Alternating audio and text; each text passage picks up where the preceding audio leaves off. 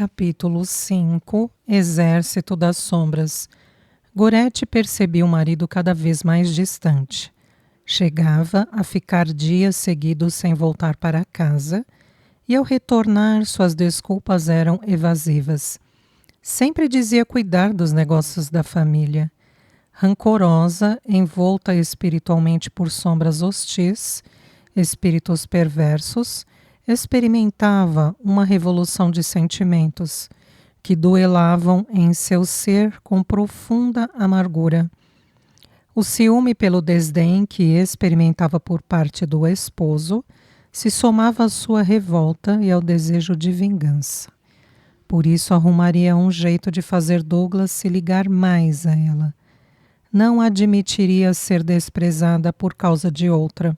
Provavelmente tratava-se de uma aventura. Gorete sentia-se como um objeto de uso específico para a vida de casada que optou naquela sociedade, capaz de disfarçar com muita classe e sorriso aparentemente amável o sentimento de ódio e os planos de vingança. Isso acontecia principalmente pelas influências espirituais de desencarnados com terríveis desejos mórbidos, de alimentarem-se com tais energias através das práticas que a inspiravam. Tudo poderia ser bem diferente se a jovem mudasse seus pensamentos, sentimentos e ações. A capacidade mediúnica de Gorete, utilizada de modo reles, não evangelizada, sem educação mediúnica, era capaz de trazer-lhes informações das mais diversas, no entanto, às vezes, distorcidas por serem provenientes de espíritos inferiores malévolos. Isso originava energias mentais, que faiscavam em seus pensamentos com diabólicos planos. Quando o padrão de consciência humana individual do encarnado utiliza-se de atitudes, conhecimentos e habilidades, volta-se para a mágoa, o rancor, o plano de vingança, o ódio, a falsidade, a inveja, etc. Essa consciência, por sua vez, torna-se apta a receber influências dos espíritos pertencentes à 10ª classe da escala espírita. Embora jovem, Gorete possuía conhecimentos cristãos suficientes, ensinados desde a infância, para decidir e selecionar o certo do errado. Ela, porém, continuava a participar ativamente das reuniões sinistras, fúnebres, junto com um grupo de pessoas as quais passou a praticamente liderar por conta de seus dons mediúnicos natos. Pessoas que, apesar do considerável nível social, eram donas de má índole, pelas intenções e atos cometidos, executados em nome do que denominavam fraternidade com forças ocultas de divindades, entre aspas. Esses grupos de encarnados não são raros, pois existem diversas seitas ou, entre aspas, religiões, com diferentes tipos de nomes nas quais eles se reúnem. Possuem adorações e intenções mórbidas, conforme as mencionadas, e têm, assim como tinham naquela época, participantes ou seguidores parlamentares, militares, empresários oportunistas, aproveitadores de toda a espécie e inclusive líderes oposicionistas do governo que conquistaram suas aquisições, através do auxílio desses espíritos impuros, terríveis e tenebrosos, causadores de imensuráveis prejuízos morais e espirituais em larga escala, para o falso e temporário progresso e sucesso pessoal dos praticantes desses tipos de seitas, como nos é ensinado em O Livro dos Espíritos. A partir da questão de número 100, escala espírita, os espíritos desta classe apegam-se às pessoas de caráter fraco, que cedem às suas sugestões a fim de as levarem à perdição. Têm aversão ao bem quase sempre escolhem suas vítimas entre pessoas honestas. Constituem verdadeiros flagelos para a humanidade, seja qual for a posição social que ocupem. E o verniz da civilização não os livra da desonra, da infâmia. E eram, através desses encarnados oportunistas influentes, pelas relações sociais, políticos, civis ou militares, líderes sindicalistas ou outros manifestantes, mesmo os que não seguiam algum tipo de seita macabra, mas se afinavam pelo idêntico modo de caráter e desejos, que esses espíritos, com repugnância à paz, à harmonia e à decência, conseguiam atuar com ferocidade naquela época do regime militar vivido no Brasil, travando verdadeira luta na espiritualidade e até com mais intensidade das que aconteciam entre os encarnados opositores. Os tipos de cultos e crenças iguais aos realizados por Goretti, sua sogra e outros companheiros são muito mais comuns do que se pode imaginar e existem em diversos lugares do mundo. Tais seitas serviam e servem de grande fonte de energia para a atuação desses espíritos inclinados ao mal. Eles envolviam os governantes desorientados e seus assessores. Atuavam através dos militares rigorosos e repressores, assim como também inspiravam os parlamentares civis. Por encontrarem a atividade mental receptiva, exerciam influências ostensivas sobre os líderes trabalhistas das entidades sindicais ou estudantis, seduzindo as ideias e ações dos participantes de grandes movimentos, cedendo-lhes forças descomunais para os confrontos. Ofereciam disposições espirituais de níveis assustadores aos esquerdistas e aos outros que agiam com hipocrisia, com violências injustificáveis, com terror contra pessoas comuns e inocentes, amedrontando-as por meio de atentados a bombas, sequestros e brutalidades das mais diversas. Independente do posto ou da graduação, os militares que abusaram hediondamente de seus poderes não se comportaram diferentemente dos terroristas, dos oposicionistas à paz. Personalizavam também a atitude desses encarnados, através das expressões e realizações dos seus atos degradantes, desumanos. Muito antes do início do regime militar, esses espíritos malfeitores com suas influências negativas começaram vagarosamente a aplicar suas forças e faculdades mentais no envolvimento, em primeiro lugar, com membros da potência capitalista, com seus grupos de empresas estrangeiras, que passaram a controlar e se apropriar das principais indústrias e da economia do Brasil. Tais empresas enviavam ao exterior os lucros e as importâncias cobradas pelo uso das marcas de seus produtos, apesar das propriedades essenciais para a fabricação dos mesmos serem encontradas na natureza local, ou seja, pertencerem a este território. Os preços e os impostos geraram uma inflação imensa e uma grave crise financeira se instalou neste país. O Brasil passou a ser dominado por estas empresas estrangeiras controladoras do mercado, em torno de 70% a 90%. Desde as indústrias automobilísticas, de eletricidade, entre outras, até a indústria mecânica e farmacêutica.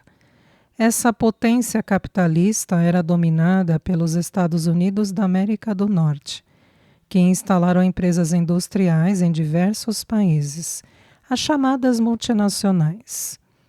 Pelo fato da mão de obra ser numerosa e com baixo custo, e as matérias-primas serem abundantes no próprio país, estas indústrias estadunidenses produziam e obtinham lucros abusivos enviados para os Estados Unidos.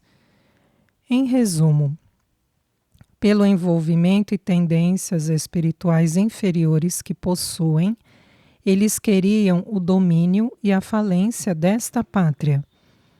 Havia tempo que os ministros militares visualizavam as intenções mórbidas e vis desse crescimento industrial estrangeiro estendendo-se pelo Brasil. E temendo este domínio, tentaram assumir o poder, mesmo antes dos anos 60, por várias vezes. Em certa época, pela, entre aspas, distração do governante do país, Juscelino Kubitschek, que, apesar de grandes feitos, voltou sua atenção prioritariamente às ambiciosas construções de obras públicas quase desnecessárias naquele momento. O povo foi esmagado pelo resultado gigantesco de excessivas despesas sobre as receitas no final daquele governo, ou seja, gastaram-se mais verbas públicas do que se recebia através dos impostos pagos pelo povo. Devido a esta razão, o início dos anos 60 foi marcado por grave crise financeira, crescimento da inflação, crescimento da dívida externa e falta de verbas pelo fato dos novos assessores da nova presidência buscarem uma independência dos excessivos, abusivos e injustos lucros impostos pelos Estados Unidos da América do Norte, cujos planos de domínio aos países nos quais se instalavam, como nuvens de gafanhotos devoradores sobre lavouras fartas, eram amparados e insuflados pelos líderes espirituais de tenebrosas falanges malévolas, ligadas por afinidade espiritual, pois os semelhantes se atraem. Orgulhosos e vaidosos estabelecem como verdadeiro serem a maior potência do mundo, os melhores. Ostentam a falsidade até por conta da religião professada, com equivocados conceitos e simulações, como que uma máscara para esconder as reais intenções. Com fé cega, acreditam serem os únicos abençoados e que serão perdoados por Deus. A prova de tanto orgulho e vaidade é de ousarem usar o seu santo nome até em suas notas de dinheiro, esquecendo-se de não usar o santo nome em vão, e dar a César o que é de César e a Deus o que é de Deus. Atordoados, os governantes brasileiros buscaram apoio de países socialistas como União Soviética e Cuba. Algo preocupante passou a ser visto pela população, pela classe dominante brasileira. Alguns parlamentares e ministros militares demonstraram descontentamento e estimularam as linhas de oposição ao novo governo. O presidente da República, Jânio Quadros, não suportando a pressão das acusações, acabou renunciando alguns meses depois de assumir o seu mandato, dizendo renunciar por sentir-se pressionado por, entre aspas, forças terríveis. O céu do país não parava de sofrer forte e tenebroso ataque espiritual revolvido nas sombras de muitas mentes, a fim de dominar esta nação. Neste período conturbado, o vice-presidente do Brasil, João Goulart, assumiu o lugar de Jânio Quadros, que havia renunciado. Sem bases concretas para a realização e cumprimento de suas promessas pelo envolvimento espiritual, que o fazia vislumbrar possibilidades rápidas, porém impossíveis, o presidente da República, João Goulart, elaborou leis e programas de reformas. Tais planejamentos ridículos e aparentemente pomposos foram aclamados, mas não tinham sustentação devido à crise financeira e à falta de verbas da federação. O povo, entretanto, não conseguia entender isso e protestava violentamente. Grandes interferências estrangeiras opinavam secretamente no governo, atordoando-o, propositadamente. Enquanto isso, grandes influências espirituais da mais baixa ordem reuniam-se em conjuntos, cada qual com seu grupo de encarnados afins. Esses exércitos das sombras dificultavam a compreensão de todos os encarnados, divididos em diversas classes, ou melhor, partidos. É provável que alguns leitores não concordem com tais relatos, pois provavelmente esses leitores possuem um padrão de comportamento ajustado à sociedade onde vive, e assim se enquadra aos seus moldes e a respeita. Quando o leitor se vê diante desses fatos, não os aceitando, reprime no seu inconsciente. E se esses acontecimentos o incomodam quando abordados, é porque conseguem observar as suas próprias tendências inconscientes nesses atos, através das pessoas que praticam tais atrocidades. Esse fenômeno, em psicologia analítica, é chamado de, entre aspas, projeção da sombra. O problema da sombra, entre aspas, é muitas vezes identificado em conflitos políticos, que, por sua vez, obscurece a visão que se tem das outras pessoas, inibindo a possibilidade de um relacionamento saudável, esclarecendo os motivos de tantos desentendimentos entre os partidos políticos e suas consequentes agitações. Entretanto, espiritualmente, a verdade é: os movimentos de várias organizações começaram a acontecer em todos os setores trabalhistas, inclusive nas forças armadas, que tinham por obrigação a defesa do país. Os espíritos atuantes eram demasiadamente violentos e cruéis. Grupos de trabalhadores e parte da população faziam reivindicações sem bom senso ou equilíbrio civil, moral e social, pois esses promoviam confusões e desordens em nome de uma luta das classes trabalhadoras, gerando situações difíceis aos que nada tinham a ver com suas causas. Esses grupos de manifestantes revoltados se encontravam agora sob excessivo domínio de espíritos malfeitores e envolvidos manifestaram inabalável disposição para impor diversas exigências ao governo através de atos públicos.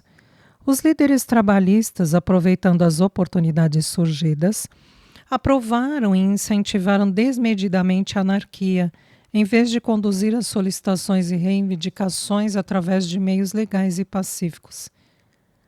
Decidiam pelas paralisações grevistas causadoras não só de irreparáveis danos ao país, mas também aos cidadãos lesados pelos famosos quebra-quebras, entre aspas, em que estabelecimentos comerciais foram destruídos, depredados, e seus proprietários ficaram com incontáveis prejuízos em todos os sentidos.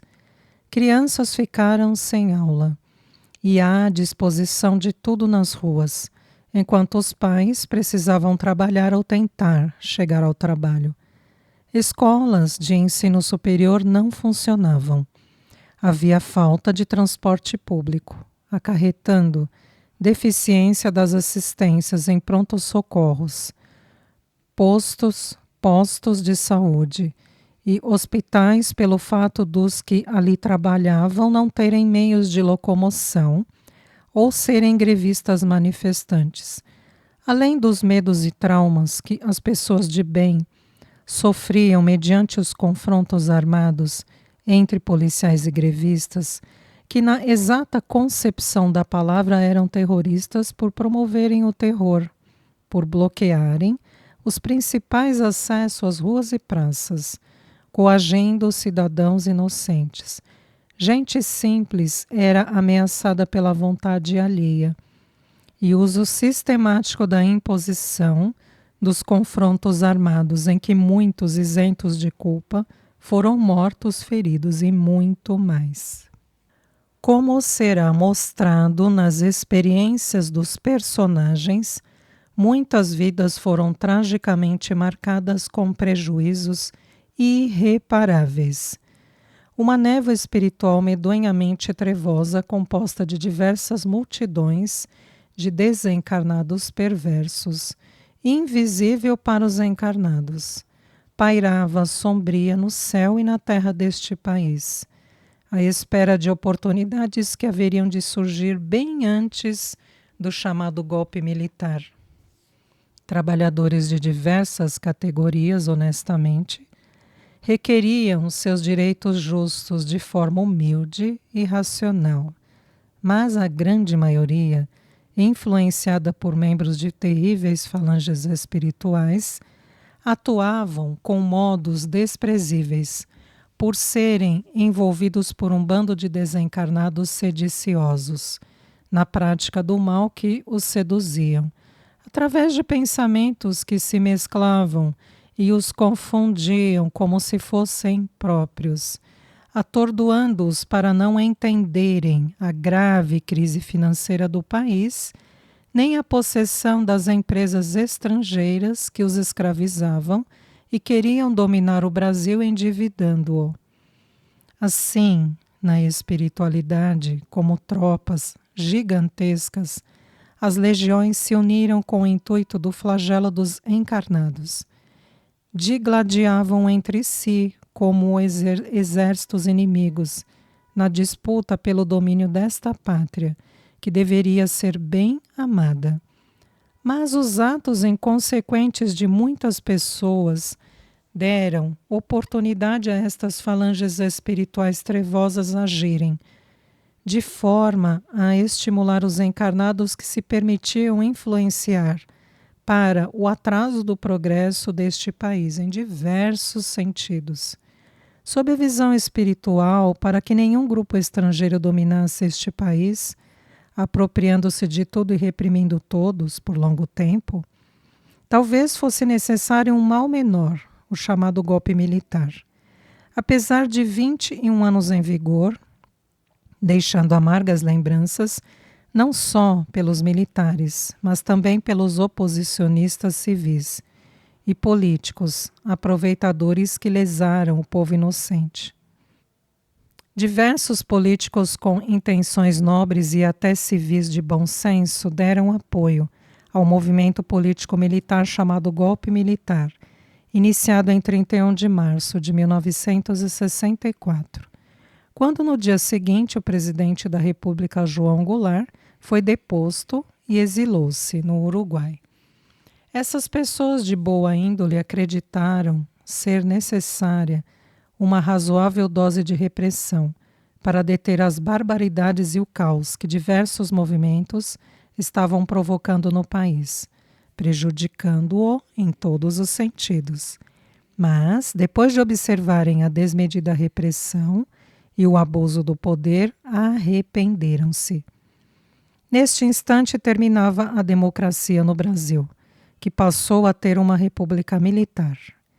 Muitos do, entre aspas, céu e da terra oraram pelo destino deste país. A atuação de espíritos desta classe tão inferior, sórdida, que fazem o mal por mero prazer, exerceram influência quase que vigorosamente no Brasil, naquela época. Isso não foi uma raridade, uma exceção. Isso já aconteceu em muitas partes do mundo. Acontece e, infelizmente, ainda acontecerá. É uma ação mútua de desencarnados com encarnados afins, com um único objetivo: retardar o adiantamento moral e a elevação espiritual de quem quer que seja. Haja vista o que podemos ter como exemplo: o povo elegendo Jesus para ser crucificado em troca da liberdade de Barrabás. As cruzadas, a Santa Inquisição, diversas guerras que devastaram países em nome de uma, entre aspas, religião, a Revolução Francesa, a Primeira e a Segunda Grandes Guerras Mundiais e, principalmente, os ataques terroristas. a invasão no Iraque. Lamentavelmente, a lista é imensa. Certamente é a falta de orai e vigiai, de amai ao próximo como a si mesmo, de identificar se os espíritos são realmente tarefeiros de Deus ou se querem somente promover flagelos para a humanidade.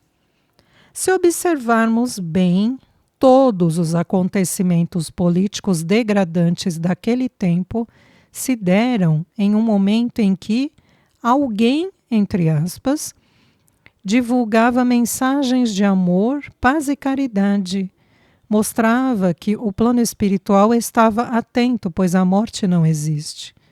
Tudo isso ocorreu para o Brasil não ser o coração do mundo e pátria do Evangelho, para que a divulgação da filosofia espírita se atrasasse e não se propagasse.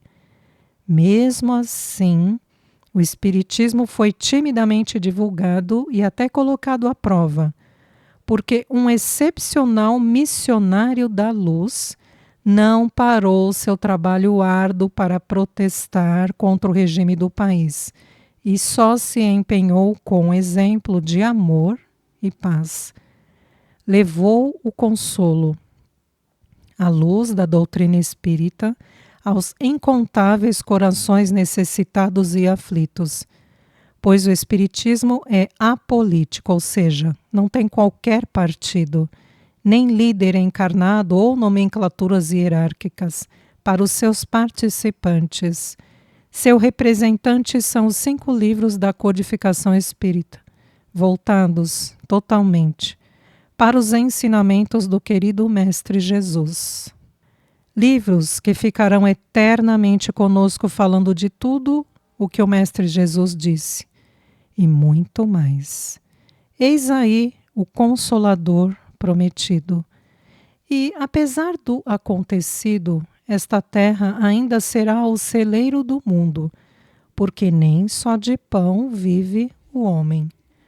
Com a instalação da República Militar vagarosamente, a liberdade democrática dos cidadãos ficou limitada. Os atos institucionais sustentavam a presidência no regime militar. Muitos aproveitadores de todos os tipos, empresários oportunistas e donos de terra sacrificaram a mão de obra e a população, em nome de tentar equilibrar e modernizar a economia nacional, sem admitir suas particularidades ambiciosas.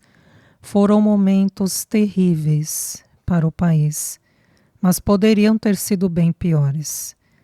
Todos os líderes rigorosos, insufladores ou repressores, fossem eles militares, civis, trabalhistas ou terroristas, eram fortemente cercados por chefes exclusivos ou cruéis comandantes espirituais.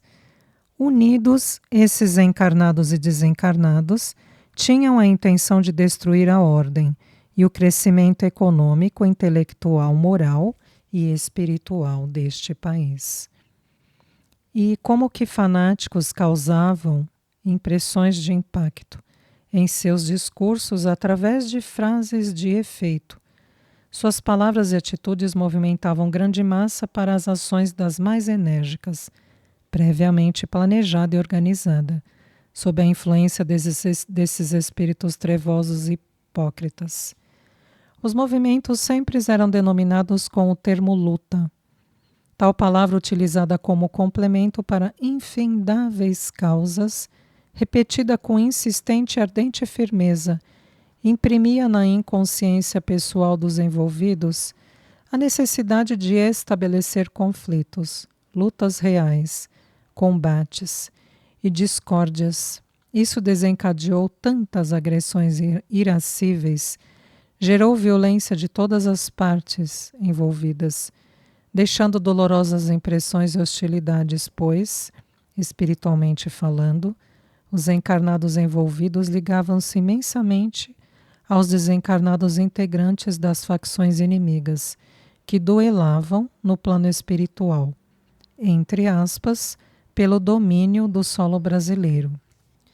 Estes líderes encarnados se utilizavam de argumentações padrões, primordiais enraizadas na inconsciência coletiva dos liderados.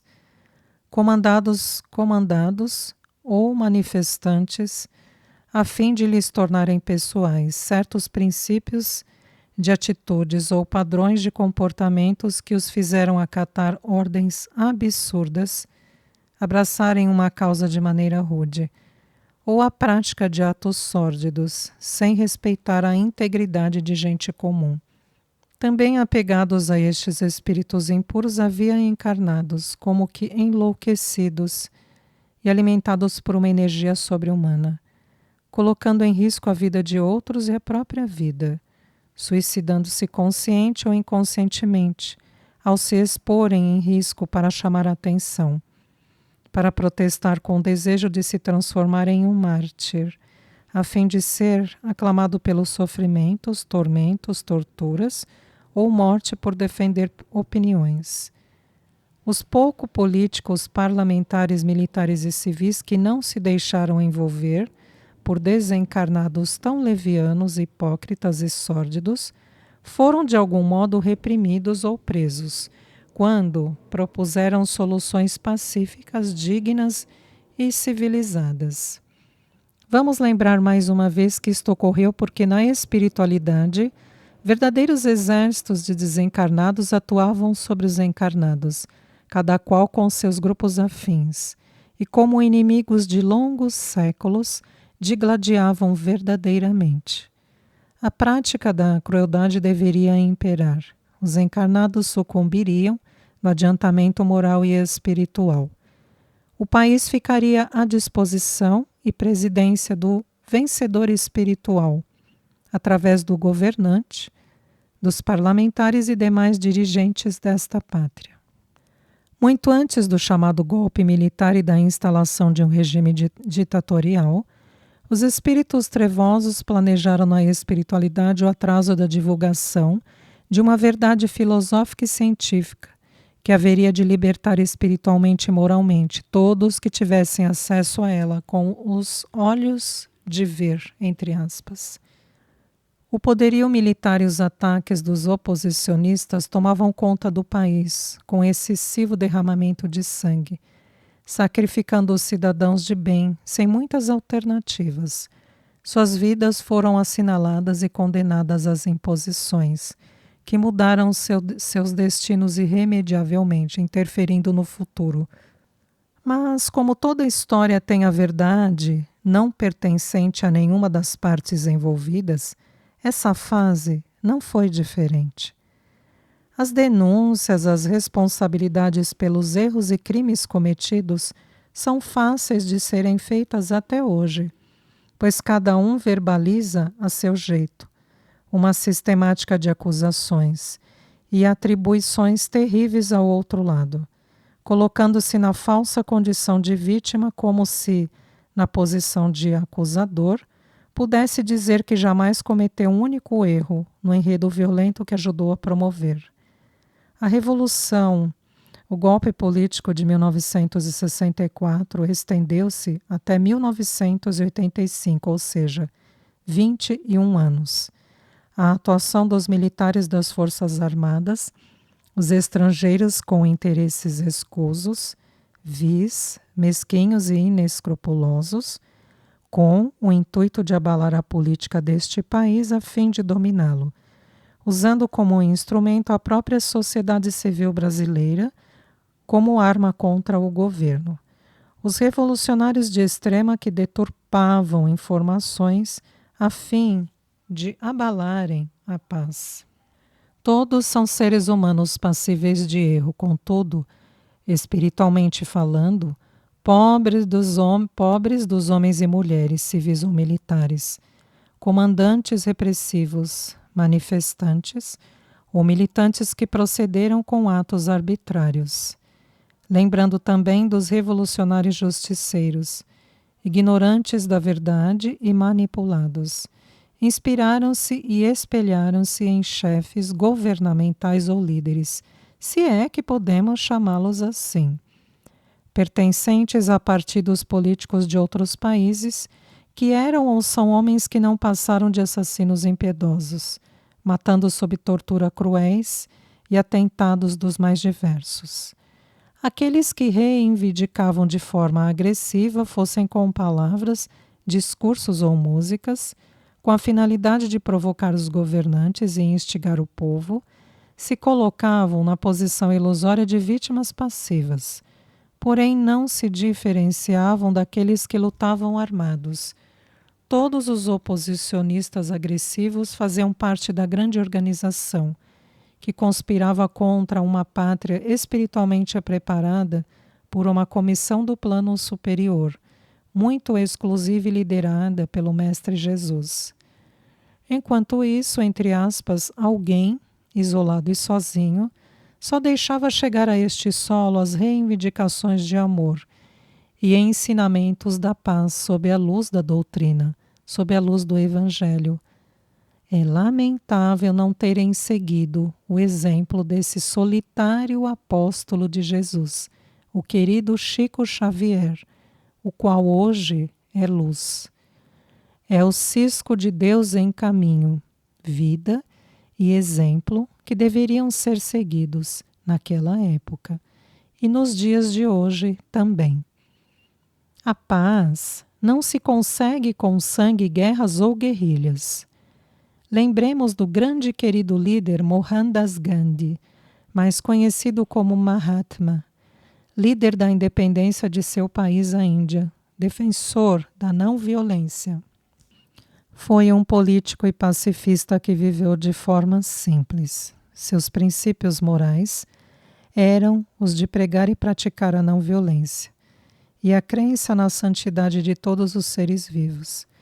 Mahatma significa alma grande.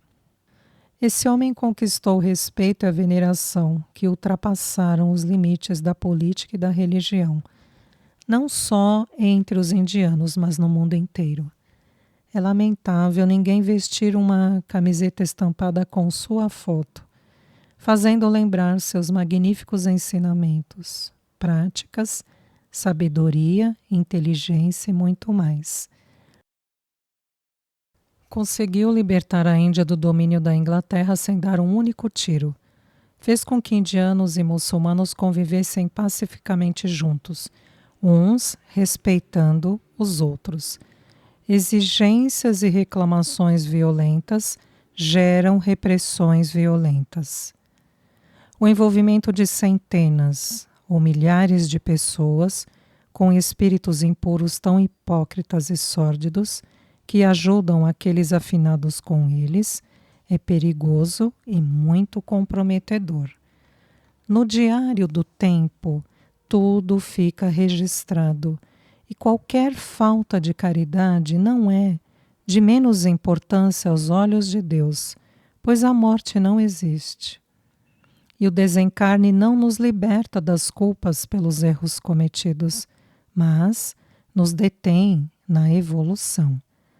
Faz-nos experimentar sofrimentos inenarráveis e os mais terríveis tormentos íntimos, agravando as nossas torturas, quando não praticamos as boas obras confiadas a nós e criamos elos quase inquebrantáveis com criaturas desencarnadas vis, degradantes, cruéis, desumanas, sensuais e sórdidas, por cedermos a tamanha inferioridade moral, à baixeza de inclinações para termos temporariamente como encarnados o poder, a riqueza e a influência que quer seja por ganância ou por prazer. Nada levaremos conosco para a vida real, que não é neste mundo, a não ser as nossas práticas boas ou más, e seremos responsáveis por elas. Por isso, a acomodação, o rancor, o desejo de vingança transformou Goretti de uma jovem sonhadora e poetisa em uma pessoa inconsequente, perversa, bem perigosa e malfazeja. Nossa vida depende de nossos atos, e todos eles, inclusive os pensamentos, registram-se no diário da consciência, no diário de Deus. Mesmo que nos esqueçamos das nossas práticas ou inferioridades, sem dúvida, um dia iremos nos deparar com as provas de harmonização ou com as expiações e sofreremos o que merecemos pelas nossas imperfeições. Pois, abre aspas, nenhum jota ou um tio se omitirá da lei sem que tudo seja cumprido, fecha aspas, como nos disse o Senhor Jesus. Por este motivo, algo apreensivo pairava denso na atmosfera da casa da família Gregori, tendo em vista a ambição, a ganância e a interferência proposital nos assuntos políticos, devido às amizades cultivadas, a fim de tirarem qualquer proveito da situação governamental conturbada que o país vivia. Isso atraía incríveis espíritos obcecados pela influência, como as já explicadas, além das práticas obscuras ali ocorridas. Certo dia, Dona Vitória chegou à sala de sua suntuosa casa e permaneceu longo tempo parado observando que seu filho Douglas estava excessivamente pensativo. Algo preocupante figurava em seu rosto pálido. Dona Vitória, impecavelmente altiva, acercou-se do filho, sem ser percebida, e com voz notável perguntou-lhe: "Você tem ideia de quanto tempo falta para Nicole ter a criança?" "Que susto, mãe!" exclamou Douglas, ainda acomodado em uma cadeira da sala de jantar, que estava sob um débil feixe de luz. Menos reflexivo, suspirou forte e respondeu: 2 meses ou 1 mês e meio, talvez. Estou preocupado com esta situação, agora com a Gorete grávida, quase com o mesmo tempo de gestação. Acomodando-se em lugar à sua frente, Dona Vitória sentou-se e fitou-o longamente ao dizer: "Eu digo que a Nicole vai te dar um filho homem, acredite. Sabe, fico incomodado com suas previsões. Como a senhora disse, tanto ela quanto a irmã aceitaram brandamente a situação e acreditaram que meu filho com a Nicole é o primeiro. Será um menino e vai trazê-lo para esta casa", tornou a senhora sorrindo com ironia. "Impossível, mãe, Nicole jamais permitirá. Além do mais, como explicarei isso para Gorete? Ela nunca aprovará eu ter uma outra em minha vida. Tudo isso vem me preocupando demais. Já estou insone de tanto pensar nisso. Não quero deixar meu filho vivendo naquele meio de mato, sem recursos decentes, sem escola, educação. Mas me deparo com a intolerância de Nicole, que apesar de aceitar esta vida em comum, jamais irá se separar da criança. Não posso trazê-los para a cidade e pô-los para morar em uma casa, só para que não falte nada ao meu filho. Escute-me, Douglas. Quando é que vai deixar de se prender às impressões dos fatos, baseando suas opiniões sob a análise da realidade caótica, que te chegam somente através dos limitados 5 sentidos humanos, hein?" Endireitando-se na cadeira, Douglas olhou-a firme antes de argumentar. "Mãe, eu encaro a realidade dos acontecimentos. Não vivo de ilusões, sabe? Às vezes experimento um sentimento confuso, algo inquieto. Tenho tudo o que quero, tenho tudo o que meu dinheiro pode comprar. Mas meus bens, esta luxuosa casa, as viagens que posso fazer, nada disso preenche o vazio que eu sinto. Vivemos sempre nos inclinando aos sorrisos falsos de algumas pessoas. Buscamos meios nada lícitos para mantermos no poder. Tudo piorou com a minha aceitação para entrar na política."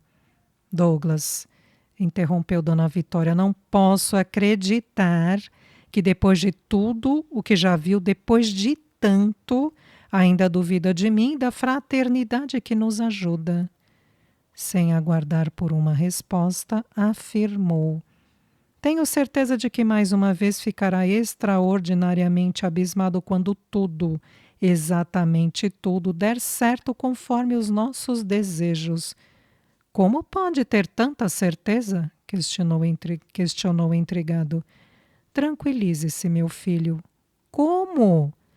Depois de gargalhar, a senhora anunciou: todo o objetivo almejado será alcançado. As entidades espirituais da nossa fraternidade nos apoiam e nunca falharão conosco. Mãe, a senhora sabe que eu não tenho interesse em me aprofundar em conhecer o seu tipo de religiosidade, mas estas reuniões... Não se detenha, Douglas. Vamos, pergunte. É algo excêntrico? Perguntou cauteloso. Seja mais claro, meu filho. Na verdade, você quer saber se temos algum tipo de seita satânica, não é? Andou nos espionando nas reuniões? Riu moderadamente. Não tem como não perceber algo estranho acontecendo, principalmente depois que a Gorete passou a fazer parte deste grupo. Ela não me disse nada, nem quando lhe perguntei e... Não gosto de pensar que existem espíritos nos ajudando, influenciando nos acontecimentos. Douglas, as pessoas têm por regra um temor supersticioso por aquilo que não conhecem. Esta forma humana de carne é o revestimento de nossa alma imortal. Sem este revestimento, ou melhor, depois de morto o corpo, nós nos unimos em grupos exclusivos de espíritos que se assemelham aos nossos gostos, prazeres e objetivos, resultando em afinidades. É por isso que nos ajudam. Acreditamos que vamos e voltamos do mundo dos mortos, mas de alguma forma mantemos ligações com os amigos ou nosso grupo afim. Mesmo que não os vejamos, essas entidades existem e nos rodeiam a todo tempo. Acreditando na superioridade das entidades amigas que nos auxiliam, pois já tivemos incontáveis provas a respeito da existência destas criaturas tão superiores. Precisamos de concentração, lugar e momentos especiais, energias naturais que podem advir das velas que ardem, das flores que possuem ações de potenciais energéticos, assim como ervas que queimam ou energias mais fortes que conseguimos com o magnetismo animal e outras coisas que usamos. Isso tudo principia uma aproximação psíquica com os afetuosos do outro mundo que nos auxiliam. Porém, não é algo assim tão fácil. Precisamos de seriedade, discernimento e disciplina. Temos regras. Regras? Exatamente. Não é qualquer um que pode fazer parte de nossa fraternidade. E só os participantes podem ter o conhecimento de nossos rituais. Como tudo isso se iniciou? Trata-se de uma seita já existente? Tudo começou com a avó de sua avó. Normalmente uma filha ou outro parente é atraído. E pelos seus dons passa a frequentar as reuniões fazendo parte de rituais, práticas. E com isso leva adiante este trabalho de nos ajudarmos mutuamente como encarnados e desencarnados, que têm os mesmos objetivos, ou seja, os de viver melhor. Isto é uma verdadeira fraternidade. Unidos, nós recebemos orientações, notícias, alertas, além de muita ajuda para diversas finalidades. Vocês fazem pedidos a esses mortos?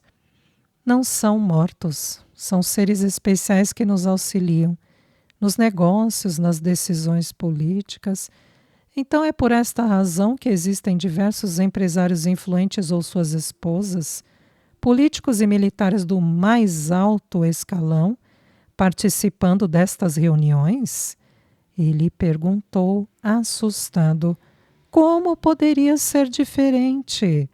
É costumeiro nós nos socorrermos com esses amigos poderosos para a nossa estabilidade em diversos sentidos. Não é só o grupo de desencarnados munidos de esplêndida força misteriosa que habitualmente nos ajudam, mas pessoas influentes também. Somos irmãos da mesma fraternidade. Como foi que a Gorete aderiu tão facilmente a este grupo? Por ser inteligente, por ser especial. Ao contrário de Thelma, sua primeira mulher, a Gorete é bem preparada, muito fiel ao grupo. Surpreendi-me com ela. Pensei que fosse me dar trabalho, mas não. Agora só afastou-se um pouco por causa da gravidez. O fato de Thelma morrer no parto tem algo a ver com... A senhora sabe. Thelma era um empecilho. Ela só foi tirada de nosso caminho. Acaso acha que algumas pessoas tão poderosas e influentes continuariam a fazer parte de nosso grupo se Thelma ainda estivesse aqui?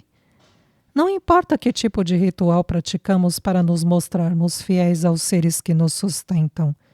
Ao perceber como você que algo diferente acontecia em nossas reuniões, Thelma passou a implicar comigo. Todos nós corríamos o risco de sermos mal compreendidos se ela revelasse que não éramos fiéis católicos apostólicos romanos. Eu já faço parte de um grupo filosófico, mas nunca me interessei em obter mais conhecimento do que a senhora fazia com essas reuniões. Acho que sempre tive medo de reconhecer que podemos obter tudo o que quisermos pela influência e afinidade que temos com estes seres supremos, divindades adoradas, e que intervêm a nosso favor, dando-nos o controle do que quisermos, desde a mudança de consciência, comportamento e opinião de algumas pessoas, a fim de que essas nos favoreçam até tirar alguém de nosso caminho para... A mulher suspirou fundo e não terminou a frase. Douglas ficou estremecido com o que se conscientizava. Ficou aterrorizado com a insinuação a respeito de Thelma, sua primeira esposa. Provavelmente não ter falecido por complicações no parto, mas sim por outros métodos. Creio que entendeu o motivo de apreciarmos tantas festas, reuniões e jantares sociais. Eles são tão importantes para nós nos confraternizarmos. Você e seu pai nunca quiseram saber o que é realizado em nossa fraternidade e eu não insisti, pois sei que talvez não aprovasse algumas práticas ritualísticas. Porém, aguarde, meu filho. Quando as previsões que te fiz se confirmarem, acreditará mais. Ainda criará nesta casa o filho de Nicole, a mulher que você ama. Alguma coisa vai acontecer. Ideias e oportunidades vão te surgir. E mais, a Gorete terá uma menina e aceitará o filho da outra como se fosse dela mesma. Não haverá tanto tempo de diferença. Um grande enigma frenético tomou conta dos pensamentos de Douglas. Ele nem viu sua mãe levantar-se e deixá-lo novamente sozinho, refletindo sobre o assunto. Após longos minutos mergulhado em inúmeras questões de difícil resposta, sobressaltou-se num pulo, com o tilintar agudo do telefone. Enervado pelo susto, Douglas levantou-se e foi atender. Surpreso, ouviu atentamente a importante notícia de um funcionário de sua fazenda e depois desfechou com a determinação. Agiu corretamente. Fique aí na cidade. Não comente com ninguém. Estou indo agora mesmo para aí. Desligou em seguida. Indo rapidamente até a sala, sem subir as escadas, gritou nervoso: Mãe, mãe! Ao vê-la no parapeito do corredor superior, ele avisou: Estou indo para a fazenda, não sei quando volto. Rápido virou as costas e saiu, sem aguardar qualquer pergunta. O pouco tempo de viagem pareceu uma eternidade. Já era início de noite quando Douglas chegou à pequena cidadezinha e dirigiu-se o mais rápido possível até o modesto posto de saúde, à procura de seu funcionário. Ao encontrá-lo, percebeu no homem certa inquietude, na ação aflita, de torcer levemente com as mãos o chapéu de abas largas. Logo soube que Nicole não se sentiu bem no começo da tarde. Entretanto, ela não acreditava que fosse algo significativo. Mas por insistência da empregada, encarregada de cuidar de Nicole, acabou cedendo ao apelo de ser levada ao médico mais próximo. A jovem italiana não queria ir até a cidade vizinha, onde havia um hospital, e preferiu o posto de saúde. Chegando ao posto, souberam que não havia médico de plantão. E a única enfermeira atendente de primeiros socorros já estava fechando o local, quando Nicole chegou já em trabalho de parto dando à luz, prematuramente a um menino saudável, apesar de pequeno. Douglas ficou radiante, não cabia em si. Tamanho era seu contentamento. Abraçou o empregado, estapeando-lhe as costas com força, e em seguida adentrou sorridente e às pressas à procura de Nicole. Escravo da ambição e do orgulho, de imediato decidiu por uma ideia audaciosa, sem temer qualquer consequência. Frente à enfermeira que assistiu Nicole durante o parto, ele apresentou-se e, bem direto, ofereceu-lhe considerável valor em dinheiro, uma verdadeira fortuna para a pobre mulher, em troca de ele pegar o seu filho e levá-lo consigo para a capital, onde o menino seria bem atendido em um hospital totalmente preparado. Mascarando-se com gentileza e humildade perspicaz a fim de se justificar, Douglas explicou ser viúvo e sem filhos, que tinha grandes posses e apaixonou-se por Nicole, mas, apesar de viverem algum tempo juntos, ela disse que o abandonaria assim que a criança nascesse. Disse que Nicole não queria um compromisso mais sério, pois desejava voltar a ter a liberdade de antes. Quanto a ter um filho e um marido, não estavam em seus planos. Comovido, admitiu temer que ela levasse o seu filho quando fosse embora e não lhe oferecesse uma vida digna. Pelo valor em dinheiro oferecido, a enfermeira já estava inclinada a aceitar a proposta. Apenas preocupava-se com o que dizer àquela mãe, no momento em que ela acordasse. Audacioso, argumentou a ideia de que quando Nicole acordasse, a enfermeira falaria que a criança, por ser prematura, havia morrido horas depois de nascer. Douglas prometeu levar seu filho para a capital e em seguida retornaria para retirá-la dali e levá-la para sua fazenda antes do amanhecer. Afirmou que ele próprio se encarregaria de dizer a Nicole sobre as providências que tomou para o enterro e não queria que ela assistisse para não sofrer, pois ela não queria o filho desde o princípio. Acrescentou ainda com voz afável: ninguém precisa saber que ela passou a noite neste posto. Meu empregado, aquele homem que a trouxe, permanecerá aqui para qualquer emergência. O quanto antes eu retornarei e a levarei embora. Depois, se por acaso Nicole tiver qualquer complicação, eu vou socorrê-la no hospital da cidade vizinha e direi que ela teve um aborto espontâneo, que tudo foi prematuro. De alguma forma, de forma nenhuma, você será envolvida, se não me comprometer. Você nunca nos viu, certo? Sem questionar, a enfermeira aceitou e assim foi feito. Douglas deu ordens ao fiel capataz, exigindo que não avisasse a ninguém da fazenda nem a irmã de Nicole sobre o acontecido. Disse para esconder a caminhonete e aguardá-lo dentro do posto de saúde, junto com a enfermeira. Algum tempo depois, no meio da madrugada, Douglas adentra praticamente correndo em sua mansão, trazendo o pequeno e prematuro recém-nascido envolto em panos e num pequeno cobertor. Estava dentro de um cesto de vime rodeado de garrafas com água quente, que a enfermeira colocou para mantê-lo aquecido durante a viagem. Num grito eufórico, Douglas chamou seus pais, que correram e, após descerem as escadarias às pressas, olharam assustados para o miúdo bebezinho, que quase não tinha fôlego para chorar. Sem conseguir minimizar o largo sorriso no rosto e com os olhos brilhantes e marejados, anunciou: é um homem, Nicole deu à luz, é um menino.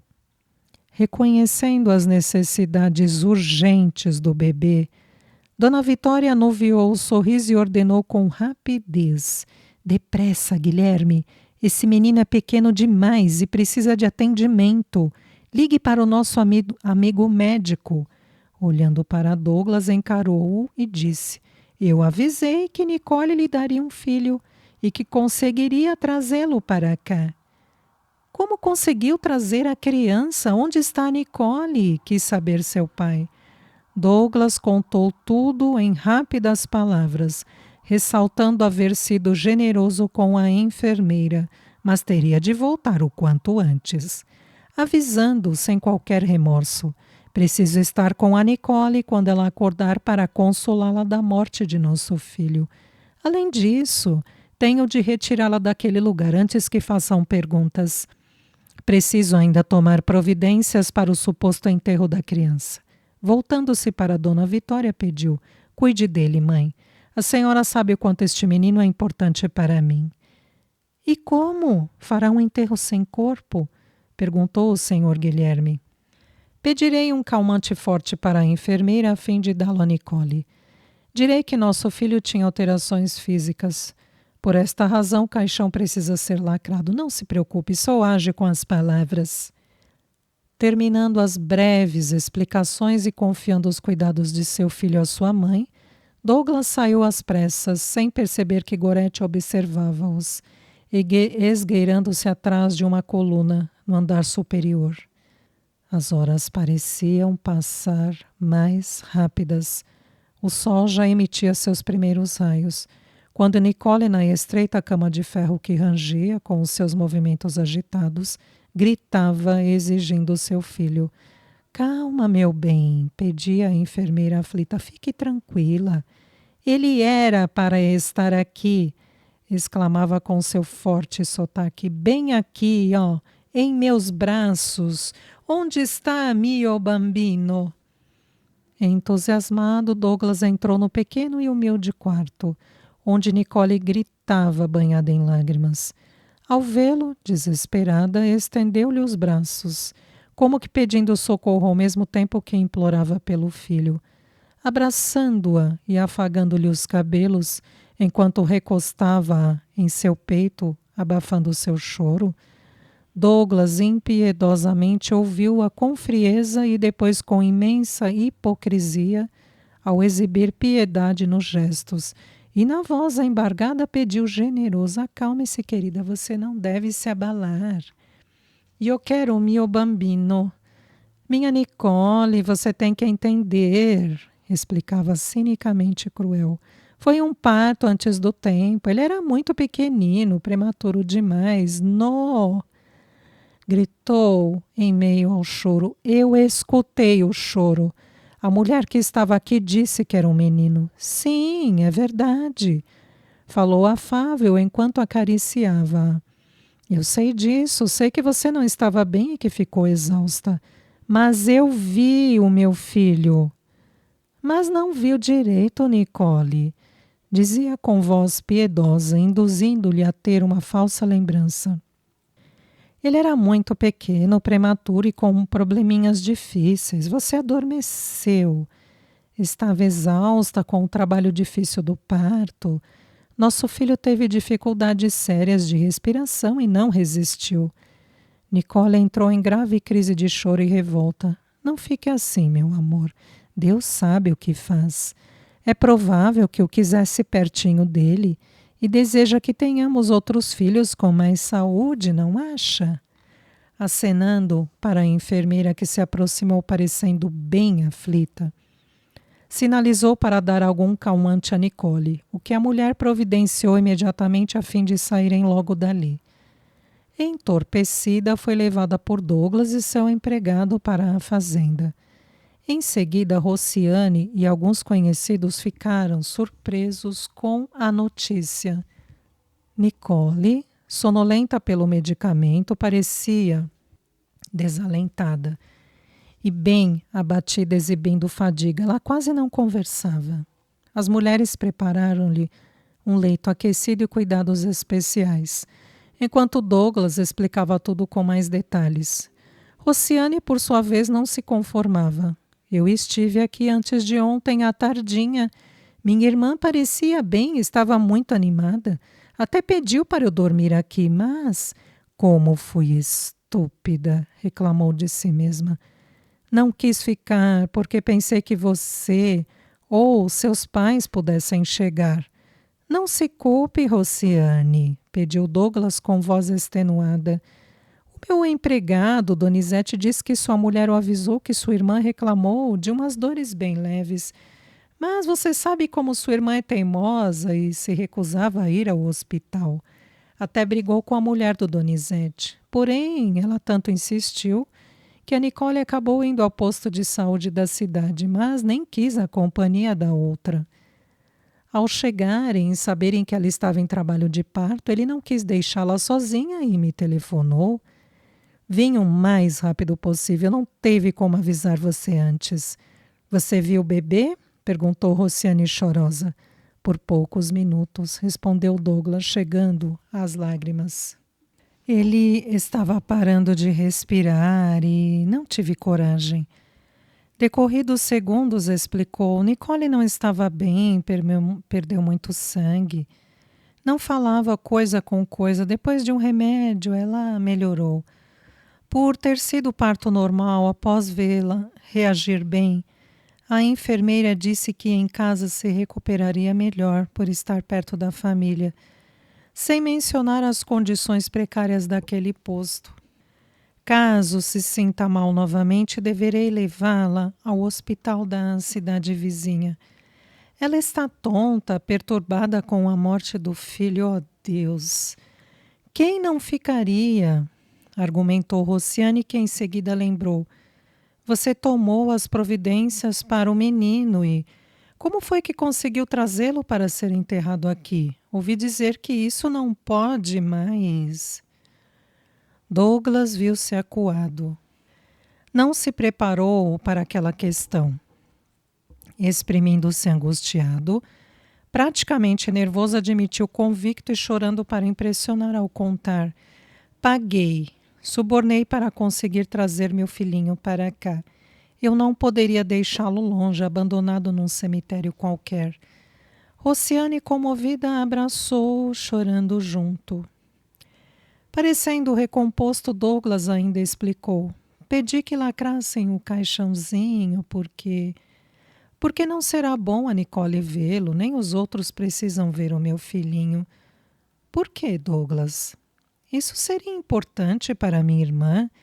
Não, meu filho nasceu antes do tempo, prematuro demais e não estava bem formadinho, você entende?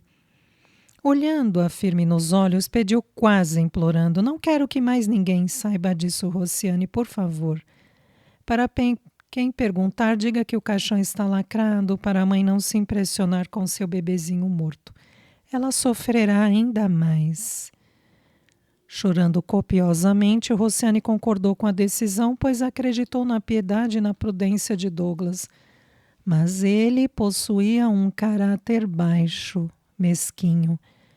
Valia-se do dom de saber medir com astúcia e desonestidade. Sórdido e vil, assim como seus pais, era capaz de enganar com representantes fiéis de lágrimas, palavras comoventes, relatos falsos e enternecedores para os meios mais mórbidos. Na vida política, tais atributos lhe seriam convenientes para destruir o equilíbrio e a tarefa de harmonia, massacrando toda a possibilidade de crescimento de quem quer que fosse, a fim de sustentar suas luxúrias, pouco se importando com as consequências de seus atos repulsivos, quase insanos, de hipocrisia imensurável.